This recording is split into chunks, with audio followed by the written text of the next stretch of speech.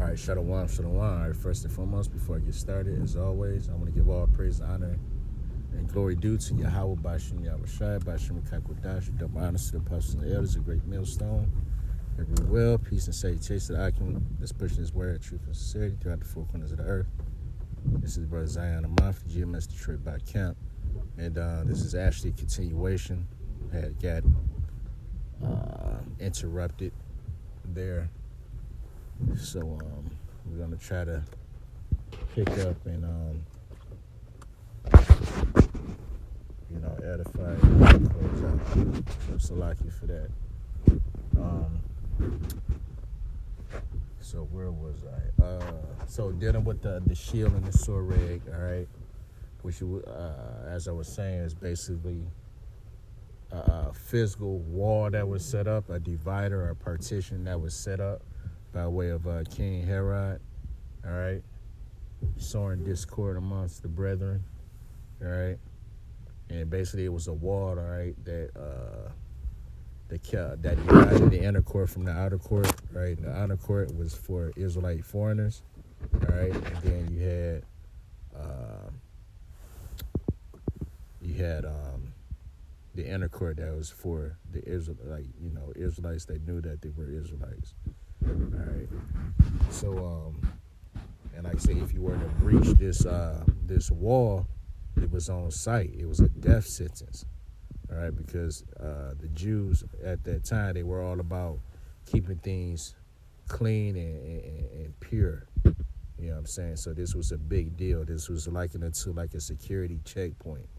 You know what I'm saying? So imagine going to, or to make it relate, like TSA at the airport.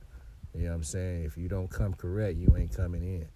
You know what I'm saying? So that's how they treated this middle water partition, the sword rig, as it's called. All right, so we're gonna go to I think this is what we're reading, Acts 21.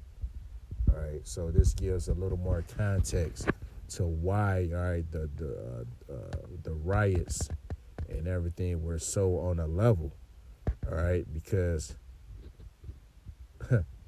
this is part of that. This is part of the backstory. All right, you had a physical thing here, an actual sign, all right, that said it all around the perimeter. All right, if you breach this perimeter at any point, trying to come up in the temple, death. You know what I'm saying?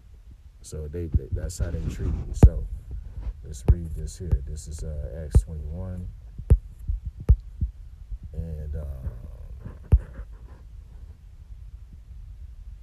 at 27, it says, and when the 7 days were almost ended, the Jews which were of Asia, when they saw him in the temple, stirred up all the people and laid hands on him, crying out, Men of Israel, help.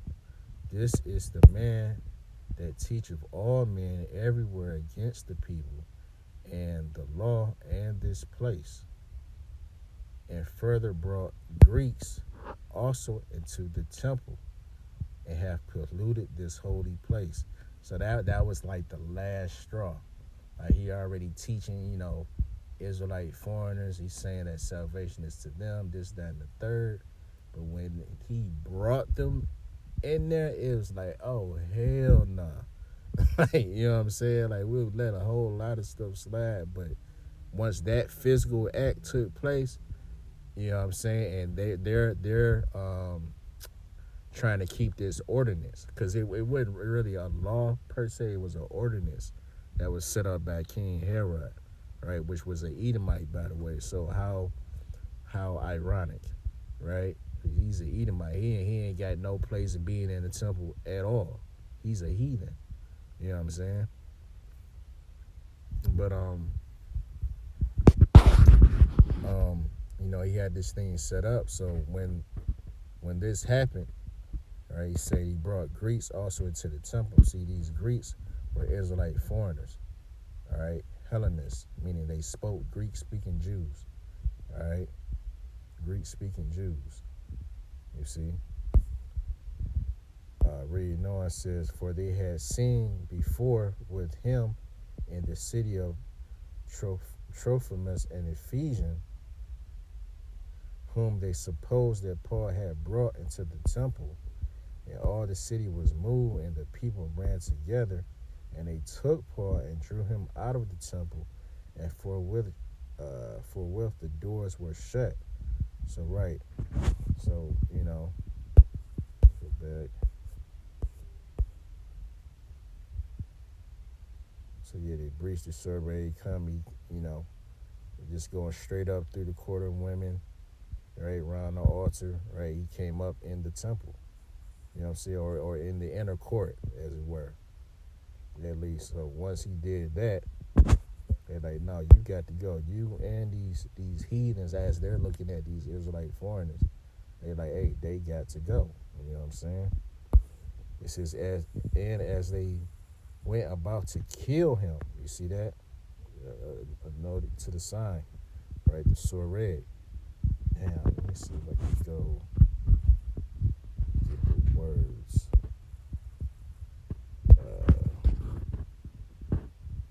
Soreg.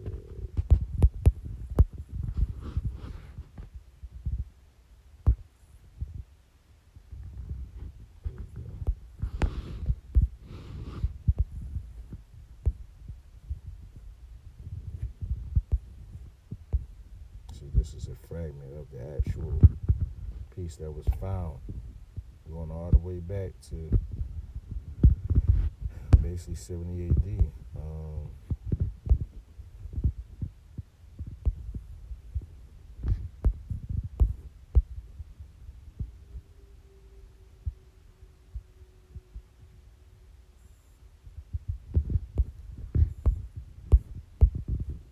I just want to get the translation. There you go.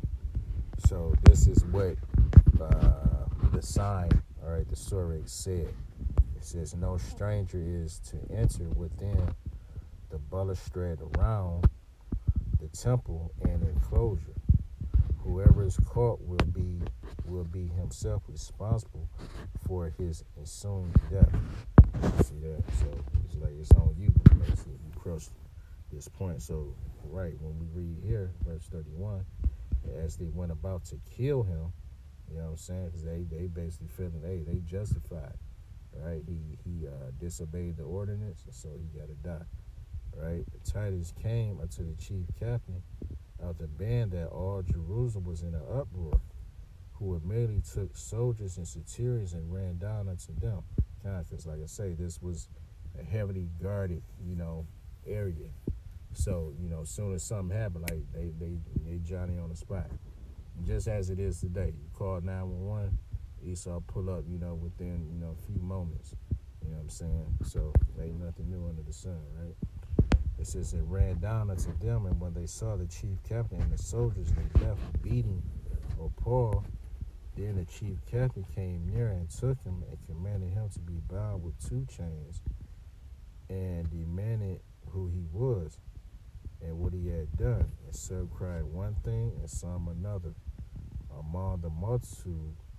And when he could not know the certainty for the tumult, he commanded him to be carried into the castle. And when he came upon the stairs, so was that he was born of the soldiers for the violence of the people. So he say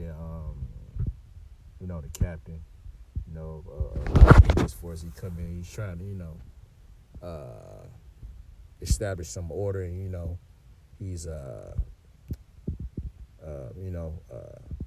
getting everybody's account of, like, what went on, what seems to be the problem here.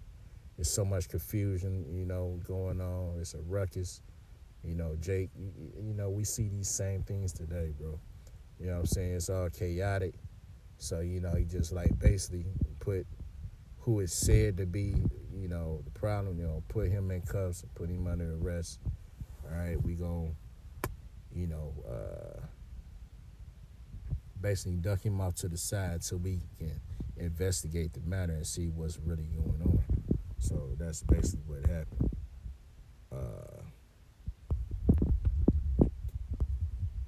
That's pretty much the meat and potatoes of that. So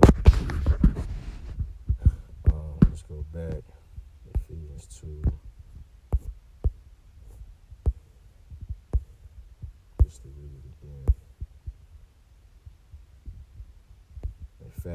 read this in the NLT. This is Ephesians 2:14. For Mashiach himself has brought peace to us. He united Jews and Gentiles. Remember, Gentiles are Israelite foreigners. Into one people when in his own body on the cross he broke down the wall of hostility that separated us. All right, so this was an actual physical wall. And yeah, things got hostile. If you breach that, it's on sight. It's a death sentence. All right. You know what I'm saying? Any Israelite foreigner just came up, dolo, by himself and just thinking he about to come into the temple. It was a law and order, dealing with that. You know what I'm saying? The more he breached, death. So this is why Paul basically got taken up on trial. He had to basically plead, his cause. Like, hey, I ain't did nothing wrong. I'm not doing nothing, out of pocket. I'm a Roman citizen, this, that, and the third. You know what I'm saying? And you can basically you can read all that history shit from Acts 22, really, to the end of the book, 28th chapter.